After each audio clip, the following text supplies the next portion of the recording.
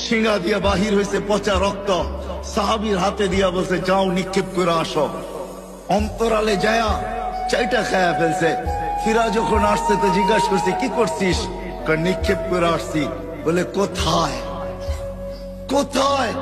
2-3 বার জিজ্ঞাসা করছে তো ইশারা দিয়া দেখাইছে পেটে পেটে পেটে পেটে নিক্ষেপ করে দিছি। বলছে কেন? বলছে সুঘ্রাণ ছাড়া কিচ্ছু ছিল না। সুঘ্রাণ আর সুঘ্রাণ ছিল, মনও মানতে ছিল না। জানি না জিব্বা কখন চেটা খায়া ফেলছে, জিব্বা আমার অবাধ্য হয়ে গেছে, কখন যে চেটা খায়া ফেলছে এটাও জানি না। আল্লাহর রাসূল বলছে তুই তোর উপরে জাহান্নামকে হারাম করে নিছিস। যার পচা রক্ত পান করলে জাহান্নাম হারাম হয়, তার চুলের স্টাইল কেন তোকে জান্নাতে নিবে না? যুবক বল, দে যুক্তি আমাকে।